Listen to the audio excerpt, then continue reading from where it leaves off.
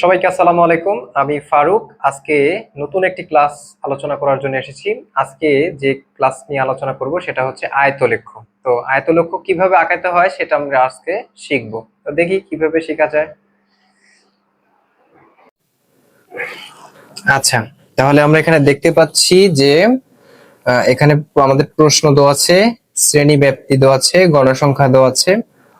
আমরা যখন আয়তলেখ অঙ্কন করব তখন আমাদের সমাধানে গিয়ে আমরা যে সারণীটা নিব সেই সারণীতে আমাদের অবিচ্ছিন্ন শ্রেণীসীমা অতিরিক্ত লাগবে।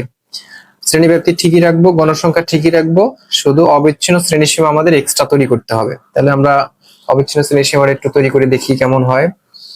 আচ্ছা, অবিচ্ছিন্ন শ্রেণীসীমা তৈরি করার জন্য আমরা প্রথম শ্রেণীর উচ্চসীমা, দ্বিতীয় শ্রেণীর নিম্ন সীমা এই কোণাকুনি যোগ করে 2 দিয়ে ভাগ করব। তাহলে আমরা অবিচ্ছিন্ন শ্রেণীসীমার উচ্চ সীমা পাবো। কি পাবো? উচ্চ সীমা পাবো।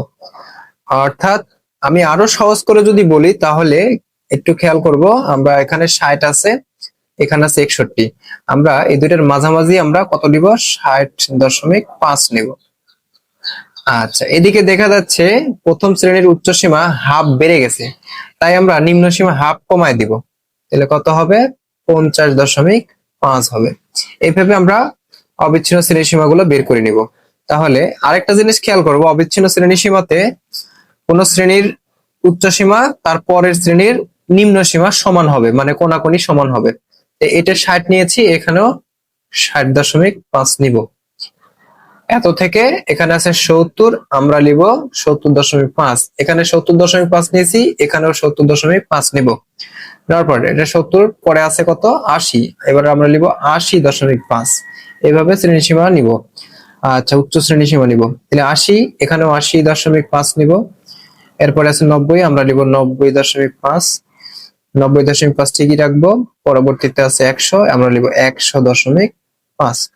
এইভাবে আমরা অবিচ্ছিন্ন শ্রেণীসীমা গুলো নির্ণয় করতে পারবো।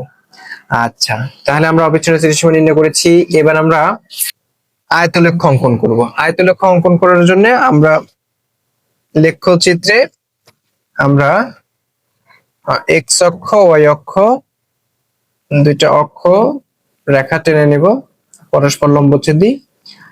আচ্ছা, তাহলে আমাদের যেহেতু গ্রাফ কাগজে এত বড় কাগজ দিবে না, অর্ধেক দিবে, আমরা অর্ধেক নিয়ে কাজ করব। তাহলে কিভাবে করব দেখাচ্ছি। তাহলে এই এক্স অক্ষ টেনে নিলাম,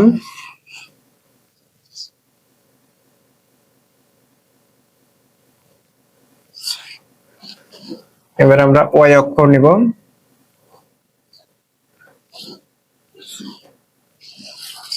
ওয়াই অক্ষ নিলাম, এটা এক্স ড্যাশ ও এক্স, এটাকে এক্স অক্ষ বলবো।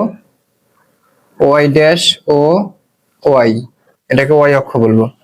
প্রথম প্রথম ঘরটা আমরা ভেঙে দিব, কেটে দিব। আচ্ছা, এখন এখান থেকে আমরা কাজ করব। এখানে আমরা দেখতে পাচ্ছি যে এখানে অবিচ্ছিন্ন শ্রেণীসীমা নিয়ে আমরা যেহেতু কাজ করতেছি, গণসংখ্যা যাবে ওয়াই অক্ষ বরাবর আর অবিচ্ছিন্ন শ্রেণীসীমা যাবে এক্স অক্ষ বরাবর। এখানে যা কাজ করব সেই কাজগুলো আমরা একটু ব্যাখ্যা দিব। তো ব্যাখ্যাটা একটু দেখে নিই। ব্যাখ্যা হলো, মনে করি মনে করি ছক কাগজে এক্স অক্ষ বরাবর প্রতি ক্ষুদ্রতম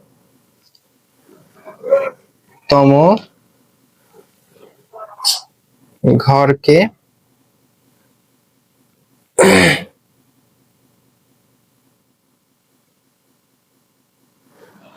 2 একক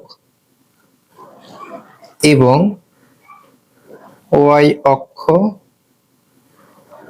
বরাবর প্রতি ক্ষুদ্রতম ঘরকে 1 একক ধরে যথাক্রমে এক্স অক্ষ বরাবর লিখব অবিচ্ছিন্ন শ্রেণী সীমা, ওয়াই অক্ষ বরাবর লিখব গণসংখ্যা। আচ্ছা, তাহলে আমরা লিখব যথাক্রমে অবিচ্ছিন্ন অবিচ্ছিন্ন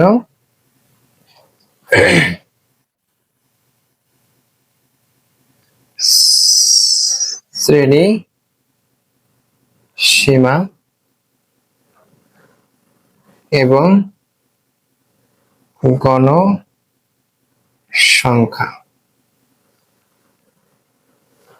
নিয়ে আয়ত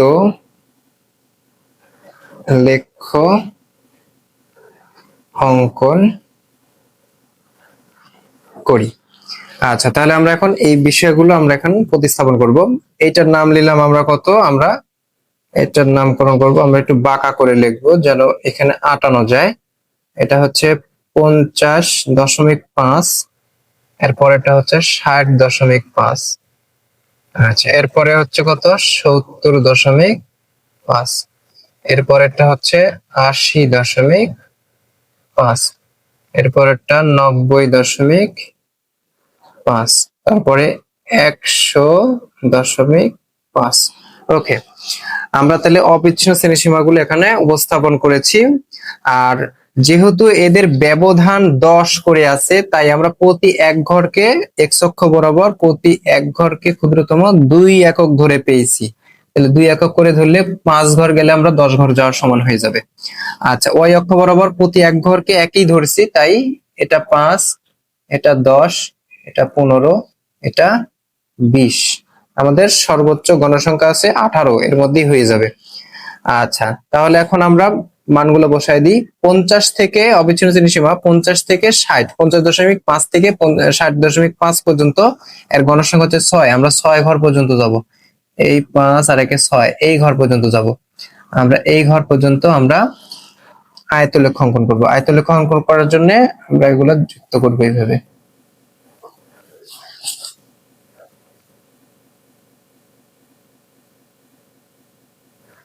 এই এখন 60.5 থেকে 70.5 এর মধ্যে 14 ঘর আছে, আমরা 14 ঘর যাব।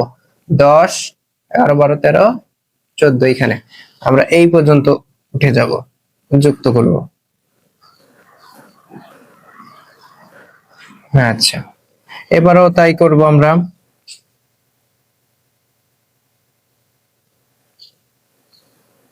যুক্ত করলাম। এখন 70 থেকে 80 এর মধ্যে কত আছে 18, আমরা এবার 18 ঘর যাব।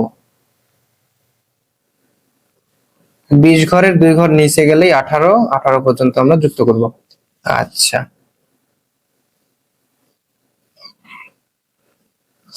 এখন পরবর্তীতে আছে কত, পরবর্তীতে আছে 8 ঘর।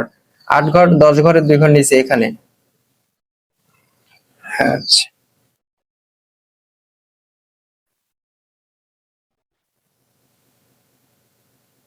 এই হচ্ছে 8 ঘর নিলাম। পরবর্তীতে আছে 4 ঘর, আমরা 4 ঘর নিব। 4 ঘর 5 ঘরের 1 ঘর নিচে, এই আমরা 4 ঘর নিয়েছি। এই যুক্ত করে দিচ্ছি। এই হলো আমাদের আয়তলেখ অঙ্কন। আচ্ছা, এইভাবে আমরা আয়তলেখ অঙ্কন করব। আর যদি আয়তলেখের উপরে বহুভুজ বলে, অর্থাৎ আয়তলেখ বহুভুজ, তাহলে আমাদের একটা কাজ করতে হবে, বহুভুজে মধ্যমান লাগে, অতিরিক্ত মধ্যমানটা এখানে যুক্ত করতে হবে। মধ্যমান এই মধ্যমান গুলো অতিরিক্ত এখানে যুক্ত করে বসাতে হবে, তাহলে আমরা আয়তলেখ বহুভুজ নির্ণয় করতে পারবো। তাহলে মধ্যমান কিভাবে নির্ণয় করে, শ্রেণীর প্রথম দুইটা যোগ করে 2 দিয়ে ভাগ, তাহলে 60 এবং 51 যোগ করলে কত হয় 111। 111 অর্ধেক কত, 111 অর্ধেক হচ্ছে 55.5।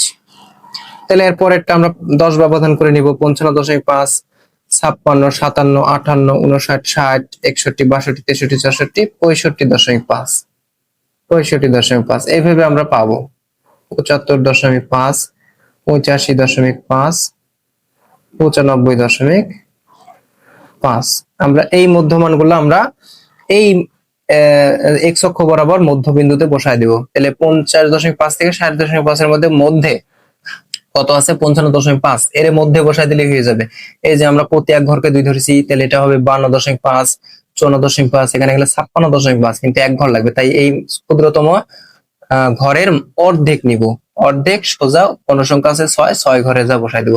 অর্থাৎ মধ্যমান আয়তলেখের উপরে যদি মধ্যমান অঙ্কন করতে হয়, তাহলে আমরা এই আয়তলেখের মাথায় আমরা কি করব? মধ্যে আমরা যুক্ত করে দেবো, তাহলেই হয়ে যাবে আয়তলেখ বহুভুজ। এইভাবে আমরা কাজ করব। আর যুক্ত করার সময় এদিকেও 5 ঘর পিছনে আমরা যা যুক্ত করব এইভাবে।